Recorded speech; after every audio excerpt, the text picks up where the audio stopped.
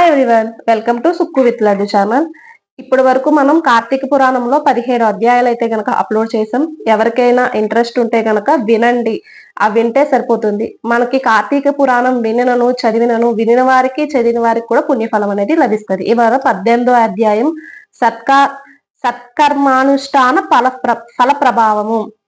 సత్కర్మానుష్ఠాన ఫల ప్రభావము. ఇప్పుడు దాని గురించి చదువుకుందాం. ఓ మునిచంద్ర, నీ దర్శనం వలన ధన్యుడనైతిని, సంశయములు తీరినట్లు జ్ఞానోపదేశం చేసితిరి. నేటి నుండి మీ శిష్యుడనైతిని. తండ్రి, గురువు, అన్న, దైవము సమస్తము మీరే.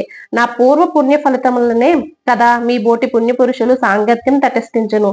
లేనిచో నేను మహాపాపినై కారారణ్యంలో ఒక మొద్దుబారిన చెట్టునై ఉండగా తమ కృప వల్లనే నాకు మోక్షం కలిగింది కదా.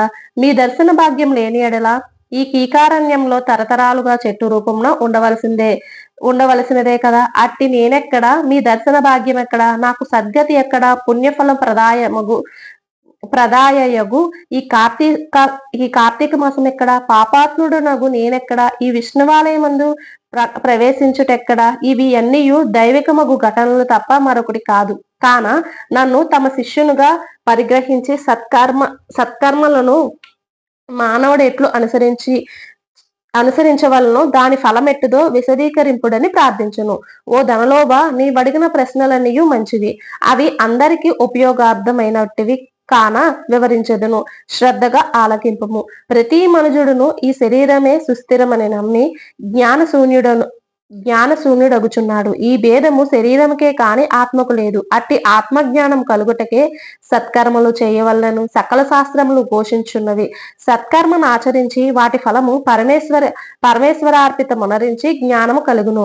మానవుడే జాతివాడో ఎటువంటి కర్మలు ఆచరించవలనో తెలుసుకొని అటువంటి ఆచరింపవలను. బ్రాహ్మణుడు అరుణోదయ స్నానం చేయక సత్కర్మలను ఆచరించను వ్యర్థమగును. అట్లనే కార్తీక మాసమందు సూర్య భగవానుడు తులారాశిలో ప్రవేశించుండగా, వైశాఖ మాసంలో సూర్యుడు మేషరాశిలో ప్రవేశించుండగా, మాఘమాసంలో సూర్యుడు మకర రాశి అందుండగా, అనగా ఈ 3 మాసములందును తప్పక నదిలో ప్రాతకాల స్నానం చేయవలను.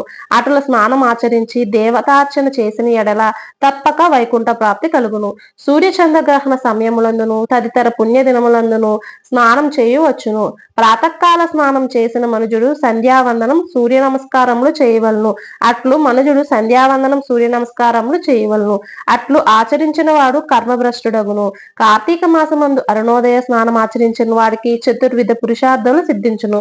కార్తీక మాసంతో సమానమైన మాసము, వేదములతో సరితూగు శాస్త్రము, గంగా గోదావరి నదులకు సమానమైన తీర్థములు, బ్రాహ్మణులకు సమానమైన జాతియు, భార్యతో సరితూగు సుఖమును, ధర్మముతో సమానమైన మిత్రుడును, శ్రీహరితో సమానమైన దేవుడును లేడని తెలుసుకొనుము.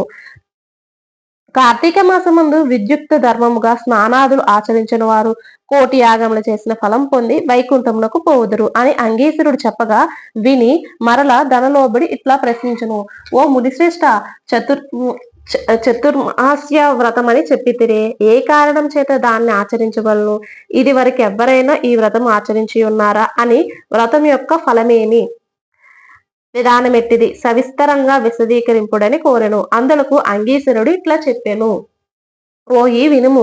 చతుర్మాస్య వ్రతమునగా శ్రీ మహావిష్ణువులకు మహాలక్ష్మితో ఆషాఢ శుద్ధ ఏకాదశి దినమున పాల సముద్రంలో శేషుని పాన్పుపై శయనించి కార్తీక శుద్ధ ఏకాదశి నాడు నిద్ర నుండి లేచును.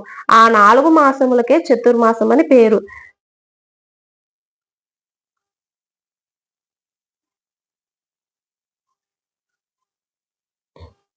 ఆషాఢంలో వచ్చే ఏకాదశి కూడా మనం చేస్తా ఉంటాం కదా. ఆయన 4 నెలలు నిద్రించి మళ్ళీ కార్తీక మాసంలో వచ్చే ఏకాదశి రోజులు లెగిస్తారు కదా. అప్పుడు ఆయన దాని మీద పడుకున్నదే నిద్రపోతారని చెప్పి శయన ఏకాదశి అని కూడా అంటారు కదా. అది ఇప్పుడు వచ్చిందనమాట.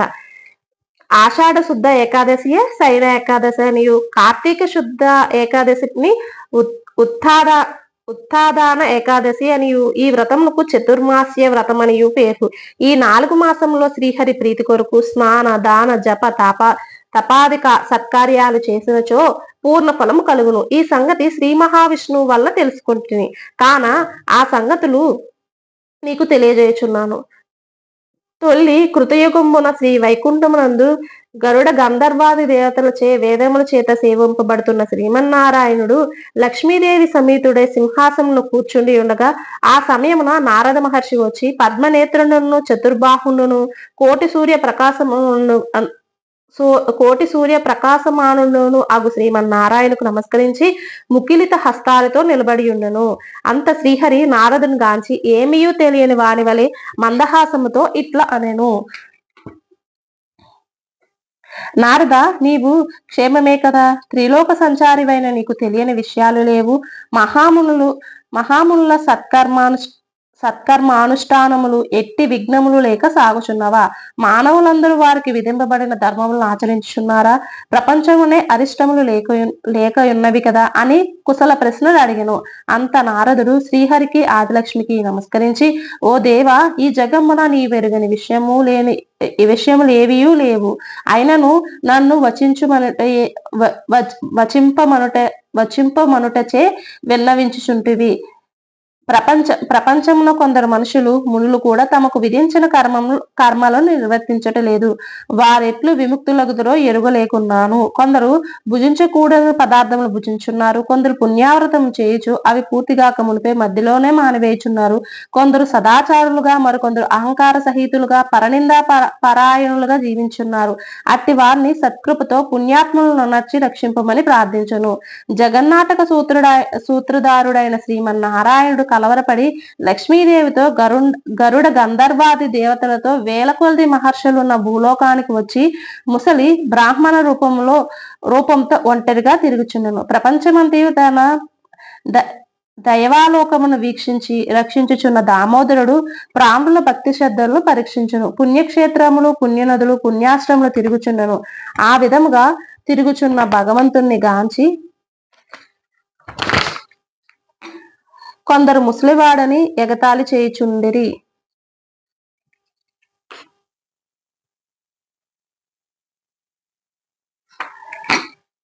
కొందరు ఈ ముసలివాడితో మనకేమి అని ఊరకుండరి. కొందరు గర్విష్ఠులైరి, మరికొందరు కామార్తులై శ్రీహరిని కన్నెత్తిని చూడకుండరి.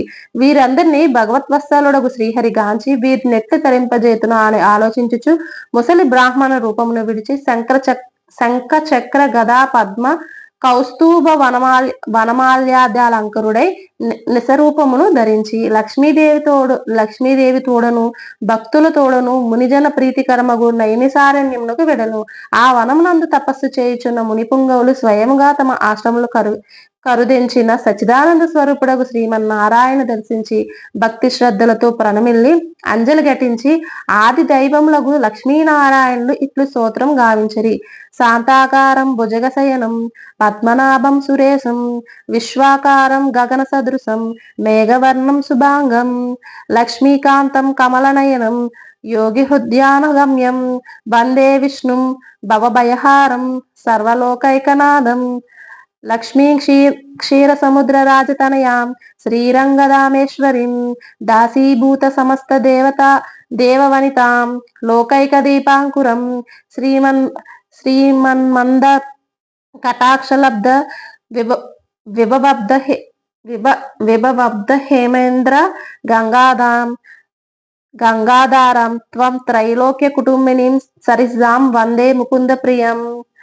ఇందులో ఏదైనా తప్పులుంటే గనక నన్ను క్షమించండి. ఎందుకంటే నేను ఇప్పుడు మీకు చెప్పేటప్పుడే చదవటం వల్ల నాకు ఇవి నోటికి తిరగవు కాబట్టి ఇలాగ ఏదో గనక వస్తున్నాయి. అష్టదశాధ్యాయం 18వ రోజు పారాయణం సమాప్తం. ఇప్పుడు చతుర్మాస వ్రతం ఏదైతే ఉందో అది మనకి వస్తుంది అనమాట.